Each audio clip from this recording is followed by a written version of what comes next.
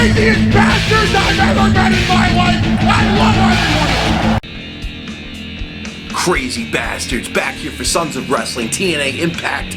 This was a pretty damn good show. In the end, you had a gauntlet match to make a new number one contender for the new champion, Drew Galloway. That was pretty cool. You saw the destruction of the Dollhouse.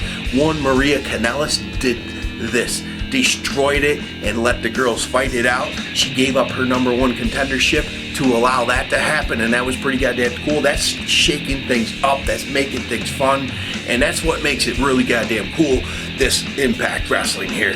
So we break it down. Drew comes out, kicks off Impact, and he wants to put TNA back on the map like it once was. And yes, TNA, there's been some ups and downs, obviously, with any wrestling promotion. So he wants to get it back to where it was. Matt Hardy interrupts, demanding a rematch. He was robbed, and that belt was stolen from him. Jeff comes out, and he believes he deserves the first title shot. And then you get EY and Bram jumping Jeff, and then Matt's camp, they beat down the champ Drew Galloway. So you got this, everyone wants a title shot. EC3 storms the ring with a chair, clearing it, and then he wants his title shot. And then Mike Bennett with Maria Kanellis come out, and they interrupt, and he wants a title shot. Drew shuts all of them up. Just shut up, all of you. He said he'll fight them all. He doesn't care. This is a fighting champion, and he'll take them all on. That's pretty cool. Dixie Carter comes out. She gets order, and she sets up a gauntlet match to determine the number one contender, and that's the way it needed to happen. Just wait. I mean, fuck, the whole roster was going to come out if this didn't happen. If it wasn't written. Anyway, so that works for me. And then we have, I like the backstage segment with Beer Money. James Storm going on. They're talking about tag teams that they would like to wrestle, coming up with cool shit. And then he brings up his old tag team. That was funny. And Bobby Roode's like, you'd have to wrestle for both tag teams. And he goes, that'd be awesome. So that, I like their chemistry together. It is awesome. But we all know Bobby Roode has moved on. So that sucks. Sorry to give any spoilers if you did not know, but I think the whole world knows. And they have a match against the Bromans. Why?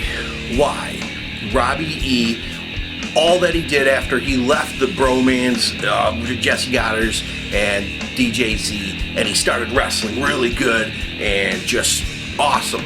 Finally, because he's been a lazy, boring wrestler forever, just relying on charisma of the Jersey Shore, and it never worked out.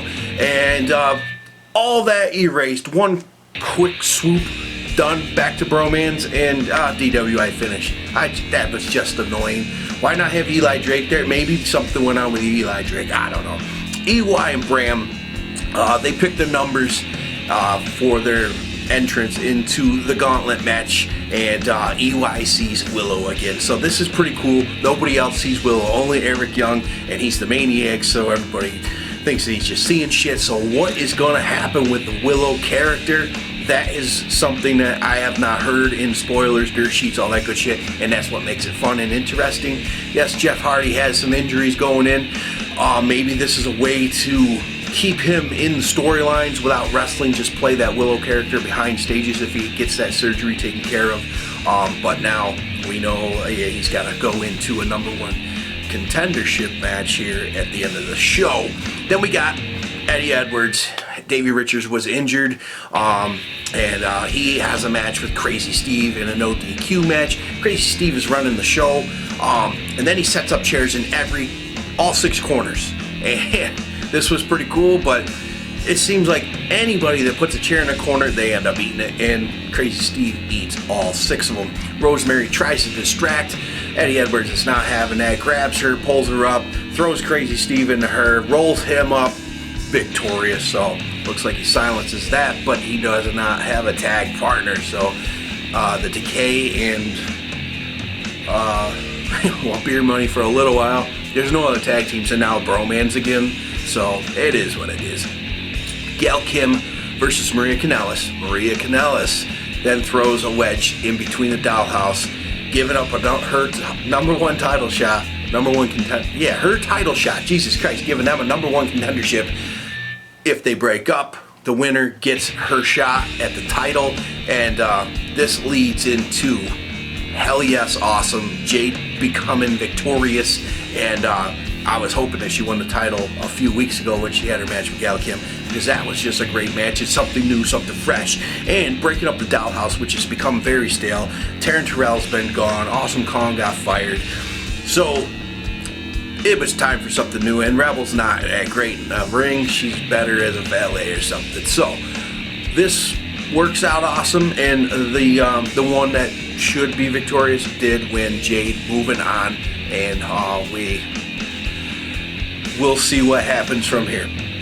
Then we got the gauntlet match with Lashley entering number 1, but Drew Galloway was out there and he said we need less talking and more fighting, and he was about to leave, and then Lashley came out. No one knew that he was in this gauntlet, but he did ask Dixie Carter backstage to be in it. So he comes out number 1, and then this turns into a feud heavy, and Drew Galloway wants to just take on Lashley now.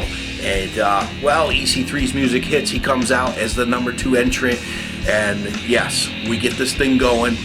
And as everyone's coming out, Jesus, Tyrus, could you take any longer to get to the ring? Your guy gets eliminated, Rockstar Spud, right in front of him because he took longer than The Undertaker to get down there. I mean, come on. That was just stupid, fucking ridiculous, but it is what it is. And Tyrus gets eliminated too. But Lashley's just going on, eliminate motherfuckers. Bram accidentally knocks out EY, and then Lashley takes care of him. Pope runs in, eliminates Lashley. Lashley comes back in, and then EC3 throws him over. So if there was any, nobody believed that should have happened, then EC3 took care of it, and Pope took care of Lashley, going to the back, beating him down because he called him this little bitch and this and that. And Pope wasn't feeling it, and he didn't like the beat down he got last week either, that spear he took. So then we get down to EC3 eliminates Mike Bennett, and then Matt Hardy and Bennett help eliminate EC3. Then we're down Hardy versus Hardy, Jeff and Matt. This is awesome, pretty goddamn cool. Jeff's injured, but he's still wrestling pretty damn good for having a torn ACL, or it's one of the damn thing. He's got something torn in his knee, but he's wrestling pretty damn good, and eliminates Matt Hardy to become the number 1 contender. That is pretty damn awesome. The Creatures could have a chance of becoming the champion of TNA Impact Wrestling. Hell yes. The TNA champion, Drew Galloway, though, is fun to have as champ. So I like it. This was a good goddamn Impact. So was last week. That was phenomenal. I was unable to watch the last few weeks live because, I don't get it, and streams have been shitty. So guys, let me know what you think in the comments below, and I'm trying to stay spoiler free, but we do all, I think the world knows, Bobby Roode and Eric Young are gone from the company, so that means we're going to have some new champions coming up, and it's all good stuff. We just need more people on the roster, and I heard that TNA just hired 5 new people, so that's good. So 5 new, Cherry Bomb being one of them. That's pretty damn awesome. She should have got that a few years ago when she made a couple spot appearances. So what do you guys think? The new direction of TNA, and are we going to fight through this like we've always done? I think so, yes. We just need to get some traction here. And then last week's ratings were decent, better. They jumped actually a lot. So, but we need to get it back up to 1 million and continue to grow. All wrestling's good for wrestling. That's it. You hate the company or not, but more wrestling is good for the end all pro wrestling deal. So anyway, guys, also check out the new shirts. Here's one of the Elites hanging up there too, for the Bullet Club, which is pretty damn awesome shirt, and all the others. Check them out, and I'll catch you next time.